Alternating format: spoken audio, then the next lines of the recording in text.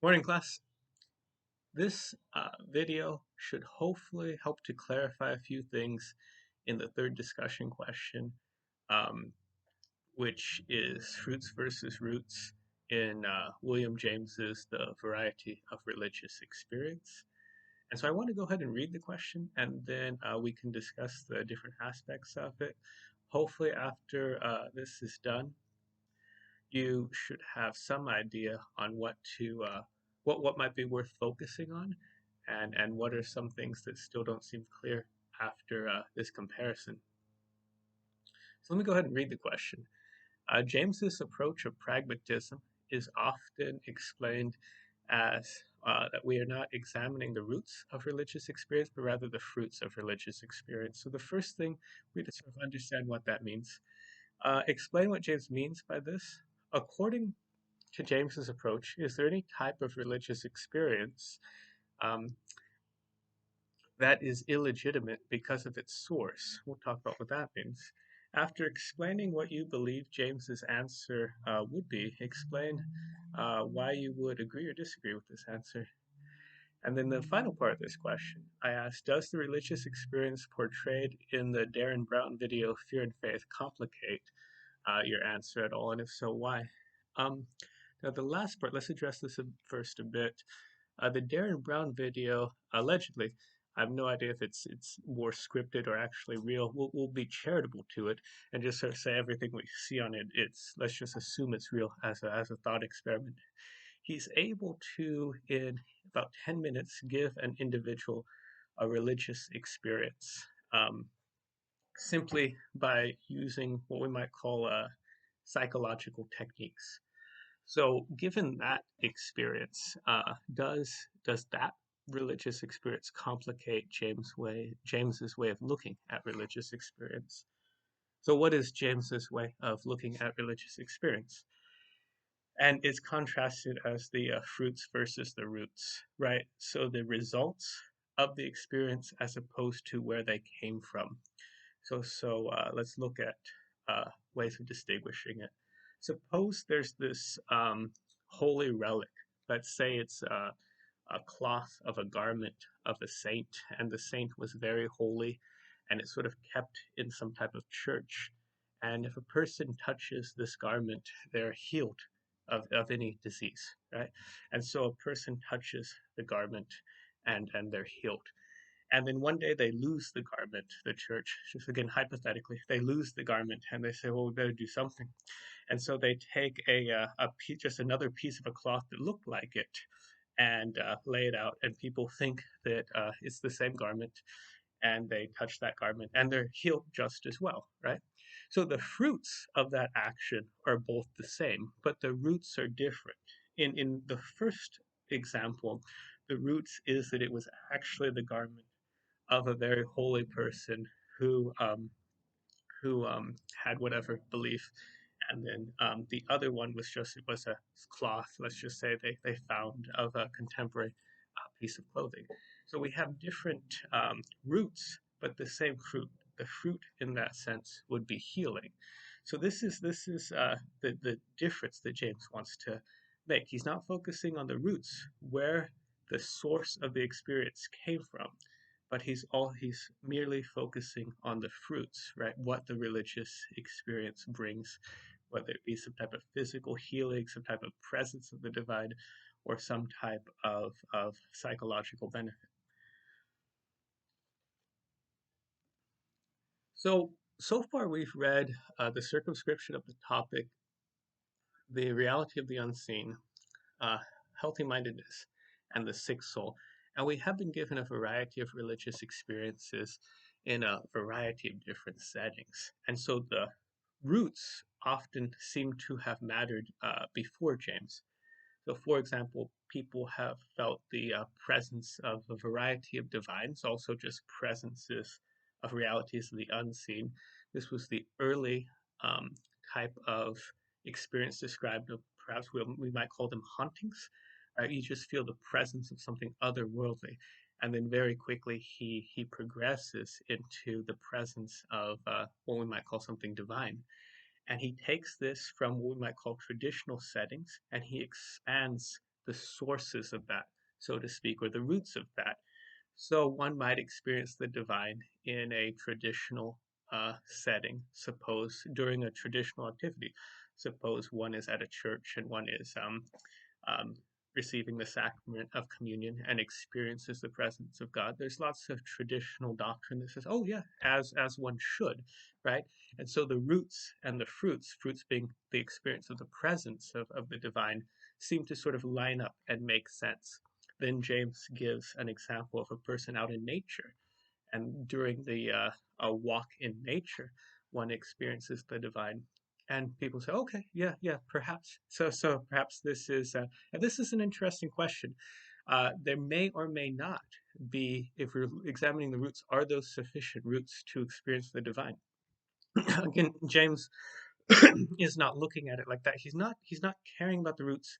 He's solely focused on the fruits.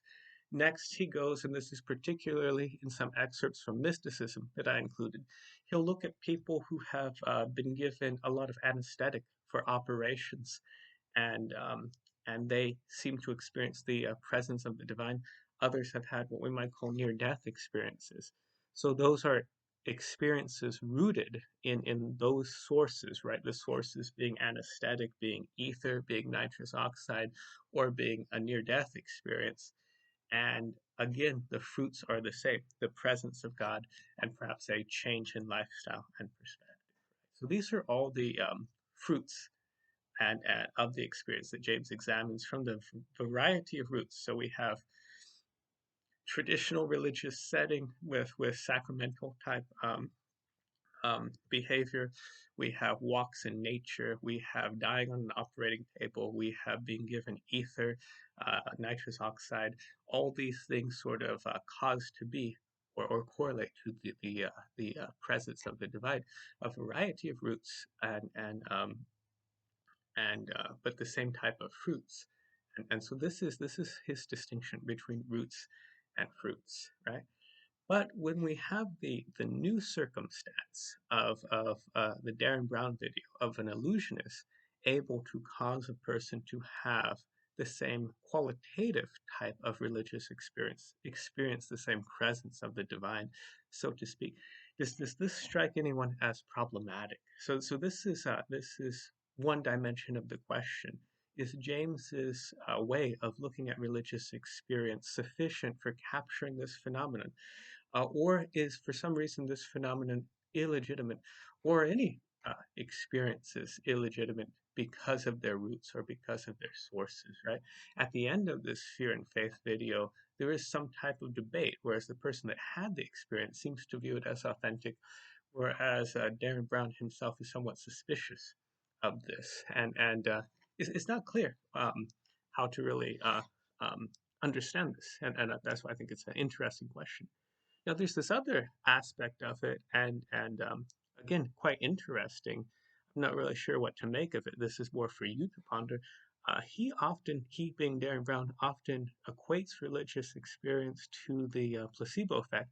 Although that's interesting, I'm I'm I'm not sure how helpful it is, because the placebo effect is a phenomenon, by and large, for the most part, is not fully understood um, exactly what's going on. It's more of relabeling a problem of something that may or may not, or should or may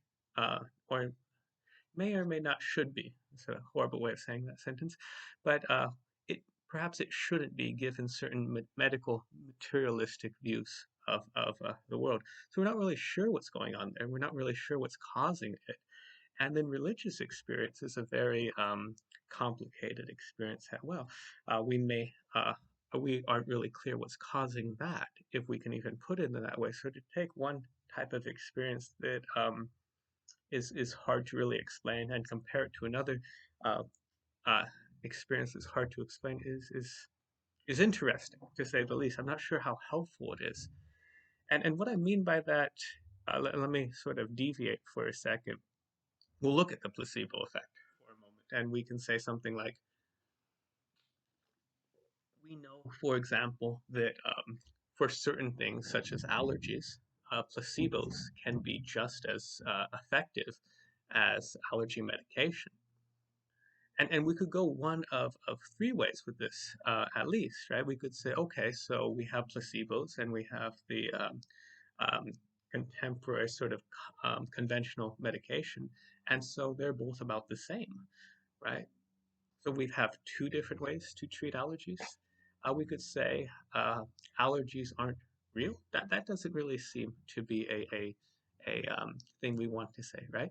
And so equating something to the placebo effect, or equating the placebo effect to something, just perhaps makes it less clear uh, than clear.